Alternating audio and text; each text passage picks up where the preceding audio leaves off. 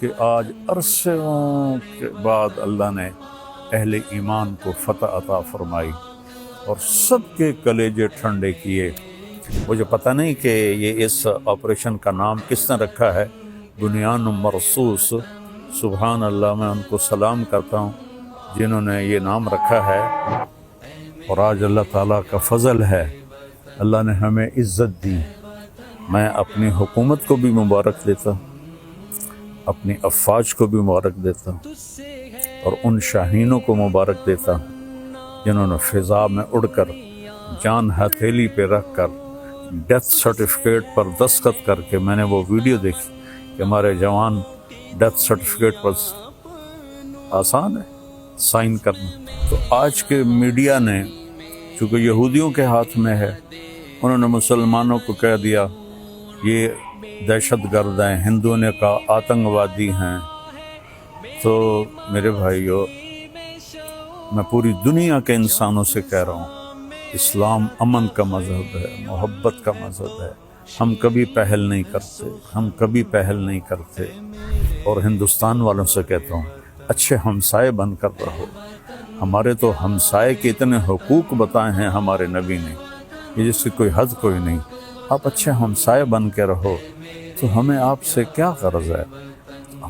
آپ کا بھی نفع ہے، ہمارا بھی نفع ہے کہ ہم اس نفرت سے اور اس جنگ سے باز رہیں۔ تو جس نے اس آپریشن کا نام رکھا ہے بنیان مرصوص، اور اس کے بعد میں عرض کرتا ہوں حکمرانوں سے جو اس وقت ہیں، جو اقتدار میں ہیں، طاقت میں ہیں، پورے قوم کو بنیان مرصوص بنا دیں، اور یہ جو سیاسی اختلاف ہیں اس کو دشمنی تک نہ لے جائیں، لوگوں کو آزادی دیں کہ آزادی سے وہ سیاست کر سکیں، تو ہم پھلیں گے، پھولیں گے۔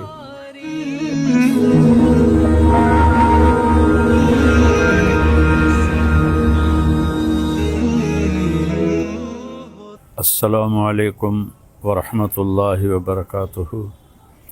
بسم اللہ الرحمن الرحیم، والصلاة والسلام علی رسولہ الکریم وعلی آلہ واصحابہ اجمعین، اما بعد، فاعوذ باللہ من الشیطان الرجیم، بسم اللہ الرحمن الرحیم، ان ینصرکم اللہ فلا غالب لکم،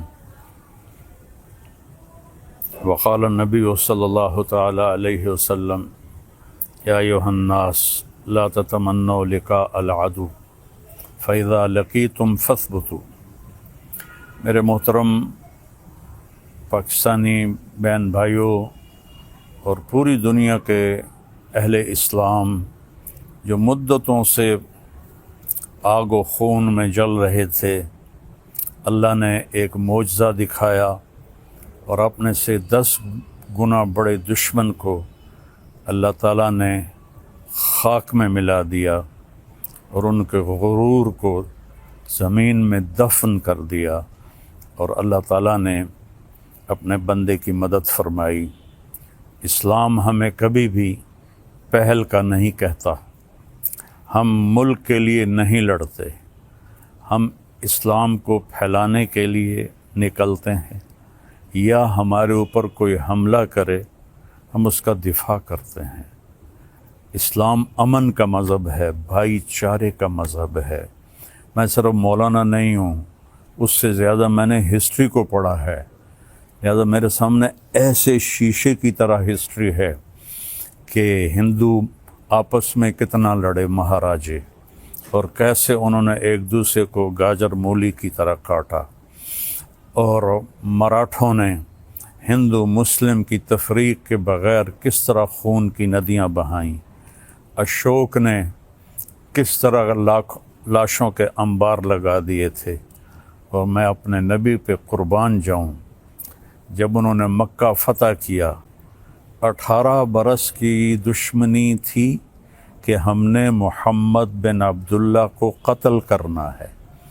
یہ وہ لوگ نہیں تھے جو صرف سیاسی اختلاف تھا یا چھوٹی موٹی کوئی دشمنی تھی، اس درجے کی دشمنی تھی کہ اس کو قتل کرنا ہے۔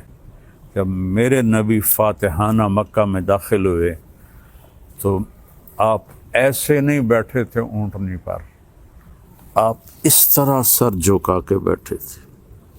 آپ کے پیچھے حضرت اسامہ بن زید بیٹھے تھے، آپ کی لیفٹ سائڈ پر حضرت ابو بکر رضی اللہ تعالی عنہ کی اونٹنی تھی، اور آپ کے لیفٹ پر حضرت اسید بن حضیر رضی اللہ تعالیٰ عنہ تھے، اور حضرت عمر رضی اللہ عنہ صفوں کو سیدھا کرتے ہوئے چل رہے تھے۔ اور میرے لوگ جب داخل ہوتے ہیں تو فاتحانہ تو ایسے داخل ہوتے ہیں، اور کہتے ہیں گاجر مولی کی طرح کاٹ دو، نہ بچہ چھوڑو نہ بڑا چھوڑو۔ میرے نبی ایسے داخل ہوئے تھے، کجاوا جو ہوتا ہے نا اس کے اوپر آپ کی ٹھوڑی لگی ہوئی تھی، اور آپ کہہ رہے تھے لا الہ الا اللہ وحدہ، وہی ہے ایک اکیلا اللہ جس کا کوئی شریک نہیں، نصر عبدہ، اس نے اپنے بندے کی مدد کی، انجز وعدہ، اس نے اپنے وعدے کو پورا کیا، وہزم الاحزاب وحدہ، اور اس نے لشکروں کو شکست دی۔ اب سارا مکہ حرم شریف میں جمع ہے، اور آپ بیت اللہ کے دروازے پر اس طرح دونوں چوکٹوں کو پکڑ کر کھڑے ہوئے ہیں اور فرما رہے ہیں اب میں کیا کروں گا تمہارے ساتھ۔ خود قرآن کہتا ہے ان الملوک اذا دخلوا قریۃ افسدوها وجعلوا اعزۃ اہلها اذلۃ وکذلک یفعلون۔ بادشاہ جب ملک فتح کرتے ہیں عزت داروں کو ذلیل کر دیتے ہیں اور تباہ و برباد کر دیتے ہیں، لاشوں کے ڈھیر لگا دیتے ہیں۔ تو آج سارا مکہ انتظار کر رہا تھا کہ اب محمد کی تلوار چلے گی صلی اللہ علیہ وسلم۔ آپ نے فرمایا میں کیا کرنے والا ہوں تمہارے ساتھ؟ تو سہیل بن عمرو ابھی مسلمان نہیں ہوئے، قریشی سردار ہیں، کہتے ہیں آپ بڑے سخی ہیں، سخی کے بیٹے ہیں، سخاوت کی امید ہے۔ تو آپ نے فرمایا جاؤ، جیسے یوسف علیہ السلام نے اپنے بھائیوں سے کہا تھا کہ تم آزاد ہو، تم پر کوئی جرم نہیں، میں تمہیں کہتا ہوں جاؤ تم آزاد ہو، تم پر کوئی جرم نہیں۔ سارا مکہ مسلمان ہو گیا آپ کی اس فیاضی پر، چونکہ یہ تاریخ میں ایسا کبھی ہوتا نہیں ہے۔ پھر آگے میں 2-3 واقعات سناؤں گا جس سے اسلام کا مزاج آپ کے سامنے آئے گا۔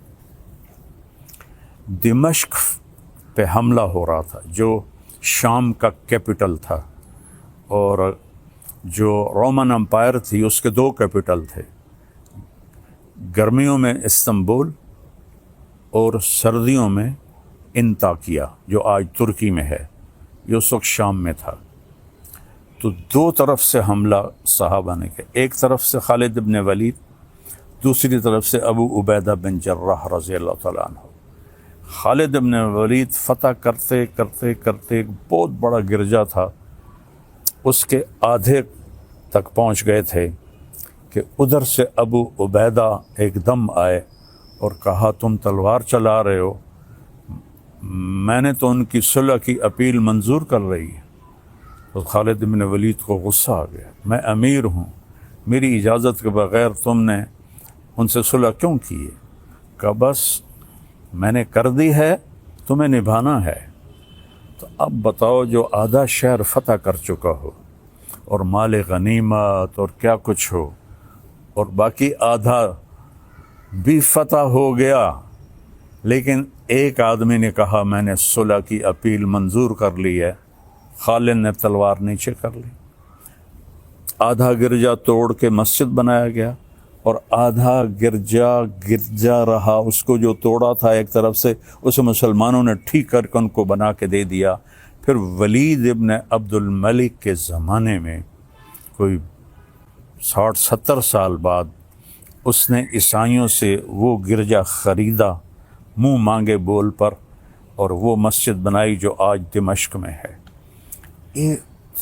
اور جو قیدی پکڑے گئے اس میں پتہ چلا کہ رومن امپائر کے بادشاہ کی بیٹی بھی قید ہے، چونکہ اس کا جو خامن تھا وہ دمشق کا گورنر تھا، اس کا نام تھا توما۔ تو حضرت خالد کو پتہ چلا کہ وہ قیدیوں میں ہے، تو انہوں نے فوراً اس کو وہاں سے نکلوایا، الگ خیمہ، اس کی باندیاں نوکرانیاں، اور اوپر صحابہ کا پہرا لگا دیا۔ اور جب دمشق کا سارا سسٹم ٹھیک کر لیا تو 400 مسلمان سپاہیوں کو رومن امپائر کے بادشاہ کی بیٹی کے ساتھ بھیجا کہ جاؤ اور اسے انطاکیہ کیسر کے پاس پہنچا کے آؤ۔ اس وقت کا رومن بادشاہ کیسر تھا، ہرقل جس کو آپ ہرکلیس کہتے ہیں، ہرقل نام تھا۔ تو 400 سپاہی انطاکیہ کے بارڈر پر ہرقل کی بچی کو چھوڑ کے آئے اور واپس چلے گئے، اور کہا کہ کہہ دینا کہ ہم عزت داروں سے یہی سلوک کرتے ہیں۔ تو جب ہرقل نے دیکھا، حیران پریشان، تو اس نے پوچھا، بیٹی نے سارا بتایا، تو وہ رونے لگا کہ جس قوم کے یہ اخلاق ہوں تو یاد رکھنا ایک دن انطاکیہ بھی ان کے قدموں میں ہوگا۔ یہ اس کے الفاظ تھے۔ مسلمانوں کی ایک خوبصورت، مسلمان بادشاہوں نے وہی کیا جو باقی بادشاہوں نے کیا۔ لیکن میں تھوڑا سا آگے چلتا ہوں، میں آپ کو صلاح الدین ایوبی کی بتاتا ہوں، جو 492 ہجری یعنی میرے نبی سے 492 سال بعد کی تاریخ آپ کو بتانے لگا ہوں کہ صلیبی عیسائی پادری نے پورے یورپ کو آگ لگا دی کہ یروشلم آزاد کراؤ، فلسطین آزاد کراؤ۔ ایک بہت بڑا لشکر نکلا۔ اس وقت بغداد پہ جو خلافت تھی وہ بڑی کمزور تھی۔ مستظہر باللہ ایک خلیفہ تھا جو اس وقت وہاں حکمران تھا، لیکن غلبہ وہاں سلجوکیوں کا تھا۔ تو اس نے آسانی سے بیت المقدس یروشلم کو فتح کیا۔ اس کا نام تھا گاڈ ہمفرے، اور اس خبیث نے کہا جب تک مسلمانوں کا خون میرے گھوڑے کے سینے تک نہیں آ جاتا قتل عام جاری رکھا جائے۔ تو اس وقت یہودی بھی آباد تھے اور مسلمان بھی آباد تھے اور عیسائی بھی آباد تھے۔ عیسائیوں کو چھوڑ دیا اور یہودیوں اور مسلمانوں کو اتنا قتل کیا کہ گلیوں میں ان کا خون بہنے لگا۔ آخر پادریوں نے وہ خون بالٹی میں بھر کے اس کے گھوڑے کے سینے پر مارا کہ چل تیری قسم پوری ہو گئی کہ مسلمانوں کا خون تیرے گھوڑے کے سینے سے لگ گیا۔ تب اس نے تلوار نیچے کی۔ 1099 اور 1187 میں یعنی 88 سال کے بعد جب صلاح الدین ایوبی رحمۃ اللہ علیہ نے فلسطین کو فتح کیا تو سارے مسلمان غصے سے بھرے ہوئے تھے، فوجی، کہ ہم بھی ان کو ایسے ہی قتل کریں گے جیسے انہوں نے ہمارے مسلمانوں کو قتل کیا تھا۔ اس سے پہلے ایک جنگ ہوتی ہے، جنگ حطین، جس میں سارے عیسائی بادشاہ یورپین اور مقامی 60,000 کا لشکر، اور صلاح الدین ایوبی کے پاس 20,000 کا لشکر تھا۔ تو اس نے صلاح الدین نے ان کو گاجر مولی کی طرح کاٹ دیا۔ بادشاہ سارے گرفتار ہو گئے۔ اس نے سب بادشاہوں کو عزت دی، صرف ایک کو قتل کیا، ریجنالڈ، جس نے 2 دفعہ حاجیوں پہ حملہ کیا تھا۔ یہ کرک اردن کے شہر کا حکمران تھا اور حج کا راستہ کرک سے جاتا تھا، تو اس نے 2 دفعہ حاجیوں کو قتل کیا اور کہا بلاؤ اپنے محمد کو۔ تو صلاح الدین نے اسے پیشکش کی ایمان، مسلمان ہو جاؤ۔ انہوں نے کہا میں نہیں ہوتا۔ انہوں نے کہا ہم یہ بادشاہوں کے ساتھ، اس نے کہا میں نے 2 دفعہ قسم کھائی تھی تیرے قتل کرنے کی جب تو نے حاجیوں پہ حملہ کیا تھا، تو آج محمد نہیں آ رہا، آج محمد کا ادنا غلام آ رہا ہے۔ اس نے ایسے وار کیا اور اس کی گردن پیچھے لٹک گئی۔ باقی سارے بادشاہ کانپنے لگے۔ اس نے کہا ڈرو نہیں، ہمارا مذہب ہمیں یہ نہیں سکھاتا، ہم بادشاہوں کو، عزت داروں کو ہم عزت دیتے ہیں، لیکن یہ بہت حد سے آگے بڑھ گیا تھا، اس لیے میں نے اس کو قتل کیا ہے۔ پھر آ کر انہوں نے یروشلم کو گھیر لیا، اور وہاں تو فوجی کوئی نہیں تھی، چند سپاہی تھے، تو آ گئے جی ہم نے صلح کرنی۔ صلاح الدین نے کہا صلح کس بات کی، اب تو میں فتح کر چکا ہوں، اب تو میں اس پر فاتحانہ داخل ہوں گا، میں اس پر فاتحانہ داخل ہوں گا۔ جب فاتحانہ داخل ہوں گے تو غلام، باندیاں، مال غنیمت، کتنا کچھ تھا۔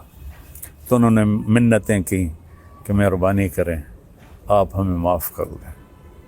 تو آپ 88 سال پہلے دیکھیں کہ قتل عام سے گلیاں بھر گئیں، اور 88 سال بعد ایک مسلمان جو اپنے نبی سے 400 کوئی 500 سال بعد آیا ہے، اس نے کہا اچھا ٹھیک ہے، میرے لیے میری طرف سے سب کو اجازت ہے، جو جانا چاہتے ہیں اور جتنا سامان لے جانا چاہتے ہیں وہ بھی لے جائیں، اور فدیہ، تھوڑا سا فدیہ رکھا۔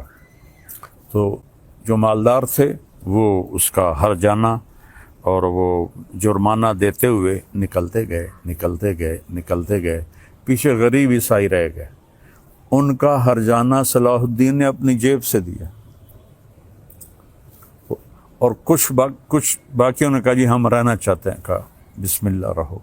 نہ کسی گرجے کو نقصان پہنچایا، نہ کسی عیسائی پر تلوار اٹھائی۔ یہ میرا اسلام ہے، یہ میرے نبی کا بتایا ہوا دین ہے جو ایک اللہ کی دعوت دیتا ہے۔ تاریخ تو بہت لمبی ہے، میں نے 3 واقعے بتا دیے، ایک اپنے نبی کا، ایک صحابہ کا، اور ایک 500 سال کے بعد ایک بادشاہ کا۔ اور اس کے بعد میں سارے اہل پاکستان کو مبارک دیتا ہوں، سارے بہن بھائیوں کو مبارک دیتا ہوں، وہ مسلم ہیں، عیسائی ہیں، ہندو ہیں، سکھ ہیں، جو بھی ہیں، سب کو مبارکباد دیتا ہوں کہ آج عرصوں کے بعد اللہ نے اہل ایمان کو فتح عطا فرمائی اور سب کے کلیجے ٹھنڈے کیے۔ یہ ہمیں دہشت گرد کہتے ہیں، دہشت گرد تو کم بخت یہ ہیں۔ آپ کو پتہ ہے جب دوسری جنگ عظیم ہوئی ہے تو کون تھا شروع کرنے والا؟ ہٹلر 1940 میں، 1945 میں کم بخت نے خودکشی کی۔ کتنے لوگ مرے؟ 8 کروڑ، 8 کروڑ لوگ مرے دوسری جنگ عظیم میں۔ پہلی جنگ عظیم 1914 میں شروع ہوئی، 2 کروڑ لوگ مرے، اس وقت آبادی تھوڑی تھی۔ تو سب سے بڑے دہشت گرد تو یہ ہیں، 8 کروڑ عیسائی آپس میں ٹکرائے۔ اتنا قتل عام تو کسی مسلمان نے نہیں کیا۔ مسلمانوں میں بھی ظالم آئے، میں ان کی کبھی وکالت نہیں کروں گا۔ تیمور لنگ بدبخت بہت ظالم تھا، اس نے 33 ملک فتح کیے۔ تو آج کے میڈیا نے، چونکہ یہودیوں کے ہاتھ میں ہے، انہوں نے مسلمانوں کو کہہ دیا یہ دہشت گرد ہیں، ہندوؤں نے کہا آتنکوادی ہیں۔ تو میرے بھائیو، میں پوری دنیا کے انسانوں سے کہہ رہا ہوں، اسلام امن کا مذہب ہے، محبت کا مذہب ہے۔ ہم کبھی پہل نہیں کرتے۔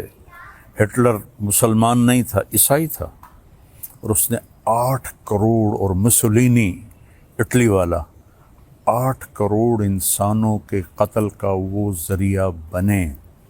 اور لینن اور سٹالن، انہوں نے سوشلزم کو زبردستی نافذ کرنے کے لیے 2 کروڑ انسانوں کا قتل کیا۔ ابھی تاریخ موجود ہے، پڑھ لیں آپ لوگ۔ 1924 کے 27 میں لینن کا انتقال ہوا تھا، 1953 میں سٹالن کا انتقال ہوا تھا۔ خون کی ندیاں بہا دی، الزام ہمارے اوپر، اور آج اللہ تعالیٰ کا فضل ہے، اللہ نے ہمیں عزت دی۔ میں اپنی حکومت کو بھی مبارک دیتا ہوں، اپنی افواج کو بھی مبارک دیتا ہوں، اور ان شاہینوں کو مبارک دیتا ہوں جنہوں نے فضا میں اڑ کر، جان ہتھیلی پہ رکھ کر، ڈیتھ سرٹیفکیٹ پر دستخط کر کے، میں نے وہ ویڈیو دیکھی کہ ہمارے جوان ڈیتھ سرٹیفکیٹ پر، آسان ہے سائن کرنا، اور ہمارا ایک جہاز تھا، ان کے 10 جہاز تھے، ان کا ہر نشانہ خطا گیا، ہمارے سارے نشانے صحیح لگے، یہ ہے نصر من اللہ و فتح قریب۔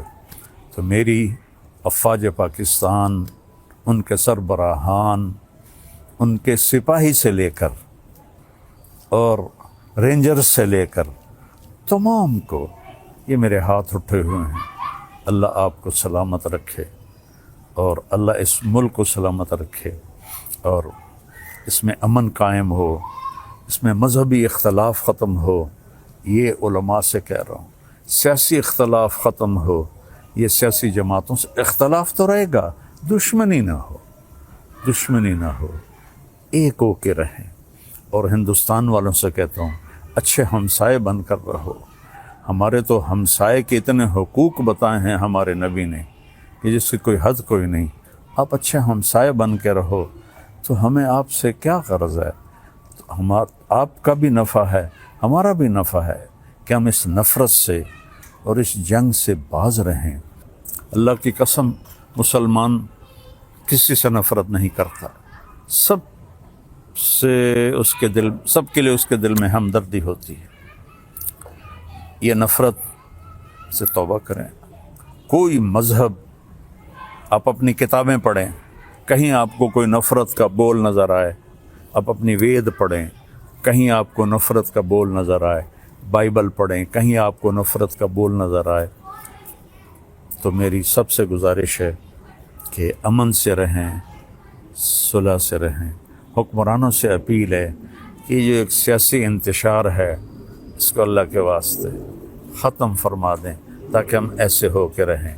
جو میں پہلے تو اس کو سلام کرتا ہوں جس نے اس آپریشن کا نام رکھا ہے بنیان مرصوص، اور اس کے بعد میں عرض کرتا ہوں حکمرانوں سے جو اس وقت ہیں، جو اقتدار میں ہیں، طاقت میں ہیں، پورے قوم کو بنیان مرصوص بنا دیں اور یہ جو سیاسی اختلاف ہیں اس کو دشمنی تک نہ لے جائیں، لوگوں کو آزادی دیں کہ آزادی سے وہ سیاست کر سکیں، تو ہم پھلیں گے، پھولیں گے، اور آخر تو ایک دن چلے جانا ہے، اللہ راضی ہوگا تو اللہ ہمیں موجیں کرا دے گا۔ اگر کوئی ظالم بن کے مر گیا تو پھر چاہے وہ مسلمان ہے اور چاہے وہ تہجد گزار ہے۔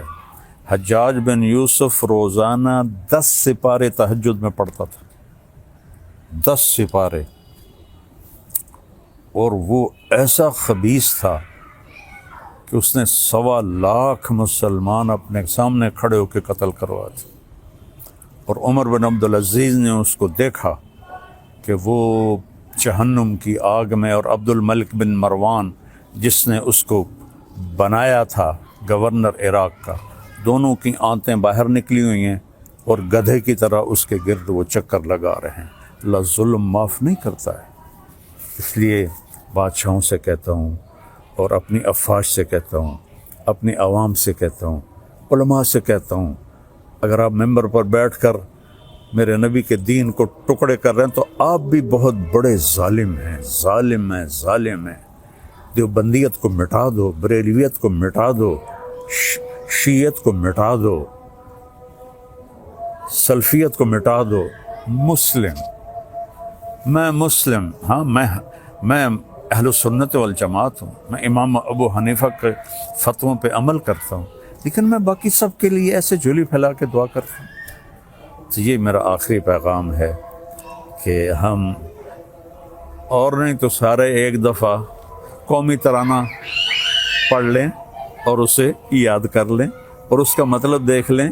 میں 100 کے قریب ملکوں میں گیا ہوں، کسی ملک کا قومی ترانہ اتنا خوبصورت نہیں، اس کا مضمون، اس کی لے، اس کی دھن، سبحان اللہ۔ اللہ حفیظ جلندری کے درجے بلند کرے۔ السلام علیکم ورحمۃ اللہ وبرکاتہ۔